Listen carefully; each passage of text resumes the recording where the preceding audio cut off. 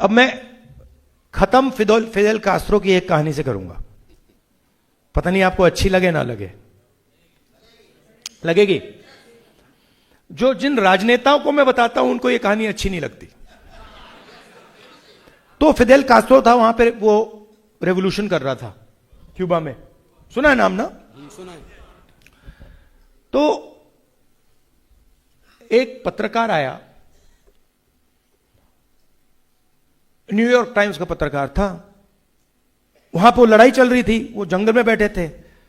तो New York times का पत्रकार गया, बैठ गया उनके साथ, कहता है भैया मैं आपका इंटरव्यू लूंगा। फिदेल कास्ट्रो ने कहा लीजिए। शुरू हो गया, कहता है फिदेल कास्ट्रो जी एक बात बताइए, आपकी जो मैनेजमेंट टीम है इसको आप ट्रेन कैसे करते हो? इनको आप मैनेजमेंट कैसे सिखाते हो? इनको आप मतलब लड़ना कैसे सिखाते हो? रेवोल्यूशनरी थॉट कैसे सिखाते हो? फिदेल कास्ट्रो जी उसकी ओर देखा, कहता है यार तू तो बड़ा बेवकूफ आदमी है, मैं थोड़ी सिखाता हूं। तो चौंक गया, कहता है सर आप नहीं सिखाते तो कौन सिखाता है? कहता है ये जो बटिस्ता बैठा है वो डिक्टेटर था, ये सिखाता है। तो फिर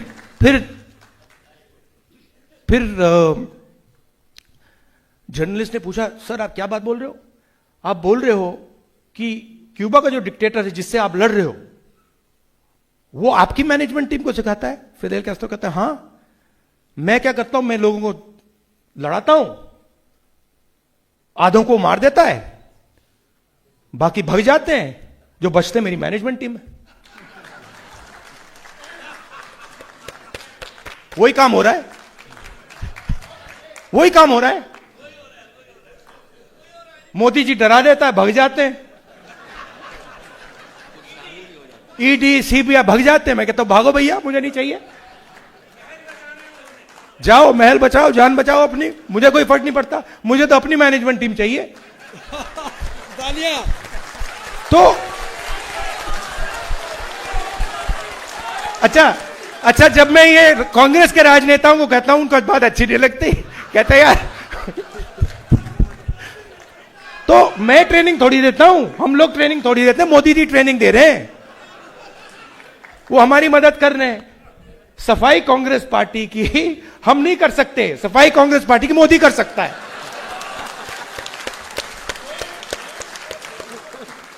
और हमारा काम जब मतलब लोग दौड़ रहे हैं उस साइड, तो हमारा काम दरवाजे खोलने का, ये जो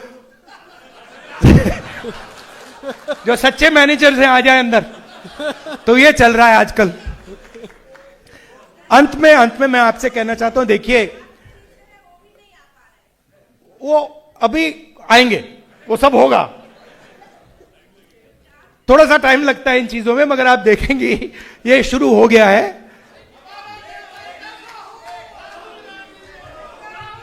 और लड़ाई विचारधारा के, देखिए जब मैं आपको क्लियरली बता देता हूं, जब केजरीवाल जी आए, शुरुआत में ही मैंने इनको थोड़ा देखा, ऑब्जर्व किया।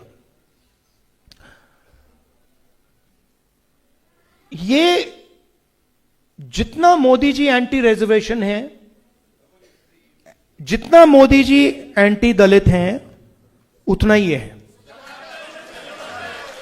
ठीक है? ये शायद ज्यादा, थोड़े मोदी जी से ज्यादा सोफिस्टिकेटेड है, वो हो सकता है।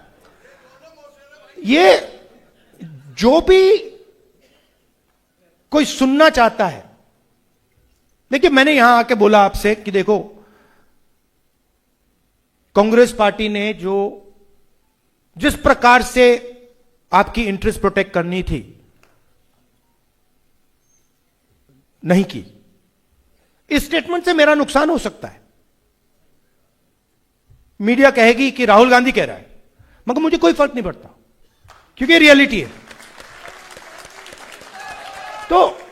तो जो विचारधारा की लड़ाई लड़ता है, जैसे अंबेडकर जी हैं, गांधी जी हैं, नेहरू जी हैं, हमें सच में इंटरेस्ट है,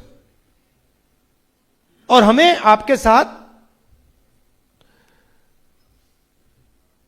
रिश्ता बनाना है, दोस्ती करनी है, कि आपको लगे कि अगर हम कुछ बोलें या अगर हमारे दिल में कुछ है, दर्द है, इरिटेशन है, ह्यूमिलिएशन है, जो भी है, हम उस आदमी को जाके बोल सकते हैं। वो उस बात को सुनता है, समझता है और उसके बारे में कुछ करने की कोशिश करता है। बस ये चाहिए।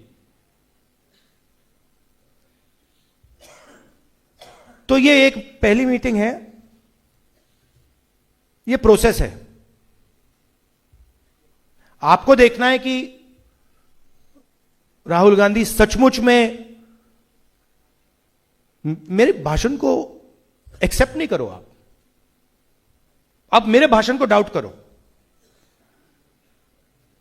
और फिर आपको मुझे देखते जाओ 1 महीना, 2 महीना, 3 महीना, 6 महीना, 8 महीना, 10 महीना, और फिर आप देखो कि यह आदमी सचमुच में हमारे इंटरेस्ट में काम कर रहा है या ऐसी आलतू फालतू बातें कर रहा है।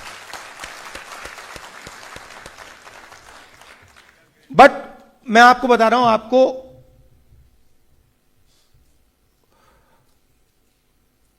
कॉन्फिडेंट रहना चाहिए। ये कुछ नहीं कर सकते हमारा, ये बीजेपी वाले हैं, इनकी बस की नहीं है, ये देश को नहीं चला सकते, ये फ्रॉड है, पूरे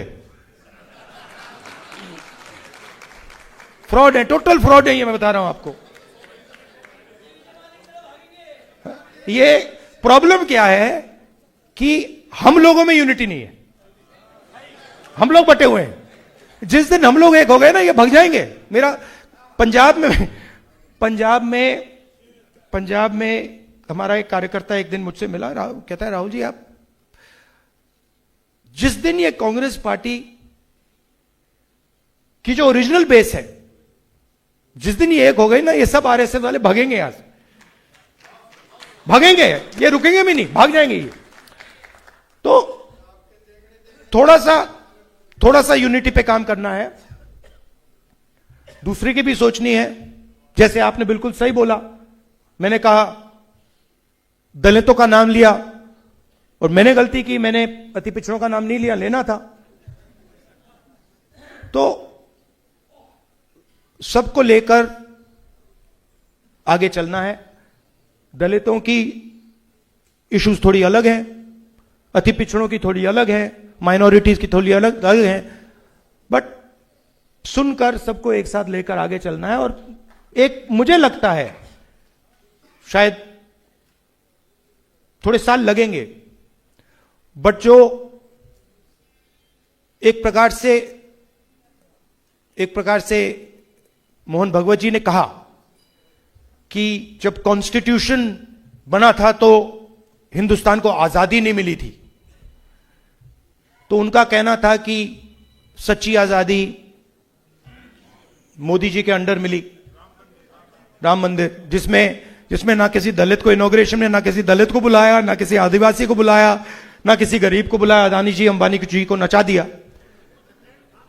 तो उन्होंने दूसरी आजादी की बात की, मगर एक्चुअली वो नहीं समझे कि वो दूसरी आजादी उनकी वाली नहीं है, वो हमारी वाली, वो आने वाली है।